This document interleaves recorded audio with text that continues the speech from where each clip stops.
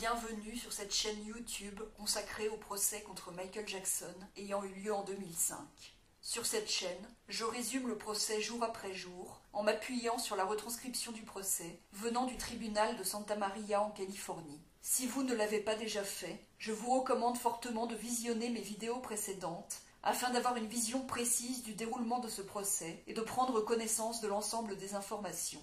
Dans la vidéo d'aujourd'hui, je vais résumer le déroulement du procès le 24 mars 2005, 18e jour du procès après la sélection du jury. Cette journée commence avec le retour d'Antonio Cantu, qui est contre-interrogé par Robert Sanger. Antonio Cantu dit qu'il a déjà témoigné probablement une quarantaine de fois dans des procès, majoritairement pour l'accusation. Antonio Cantu dit que la ninidrine et la superglue ont été utilisées dans l'enquête sur Michael Jackson pour visualiser des empreintes. Il répond à des questions précises sur les procédés concernant le relevé des empreintes et sur la visualisation des empreintes. Robert Sanger pose des questions soulignant indirectement que les preuves ne doivent pas être contaminées et que le relevé des empreintes aurait dû être fait plus tôt sur les magazines qui ont été pris à Neverland dans la valise, pour lesquels le relevé des empreintes n'avait été fait qu'un an plus tard. L'accusation appelle comme témoin Lisa Eman, qui travaille pour le département des shérifs de Santa Barbara comme technicienne d'identification de l'unité légale.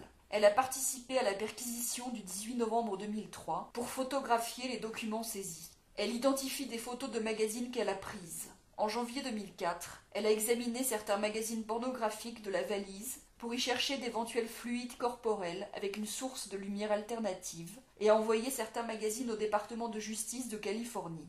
Elle a examiné des photographies d'empreintes qui avaient été relevées sur des magazines à la fin de l'été, début de l'automne 2004. Elle admet qu'il y a une part de subjectivité dans l'identification d'une empreinte. Elle confirme qu'il n'y a pas eu de recherche d'empreintes sur les magazines de la valise pendant la période précédant les auditions du grand jury en mars-avril 2004, mais qu'il y a eu la recherche des fluides corporels avec la source de lumière alternative. Elle est interrogée sur les empreintes qui ont été trouvées sur les magazines de la valise. L'accusation et la défense posent des questions sur la précision de l'identification des empreintes. L'accusation appelle comme témoin Charlene Marie, criminologue au Santa Barbara Regional Crime Laboratory du département de justice de Californie. Elle confirme qu'elle a reçu de Lisa Eman des documents en février 2004, des magazines de la valise. Elle les a pris en photo et elle identifie les photos. Elle confirme qu'elle les a regardés avec une source de lumière alternative et n'a pas trouvé de fluide corporel dessus. Pas de sperme.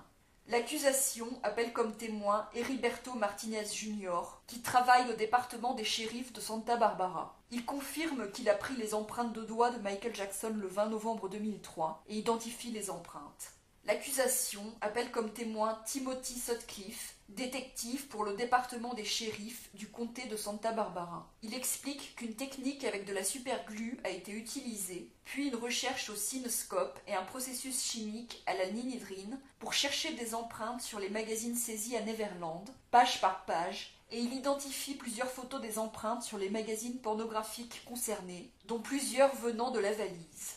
C'est ici que se termine ce résumé de la journée de procès. Si vous voulez lire la retranscription du procès, vous trouverez le lien de la retranscription sous la vidéo. Si vous appréciez mon travail, je vous encourage à vous abonner, à liker la vidéo et à la partager.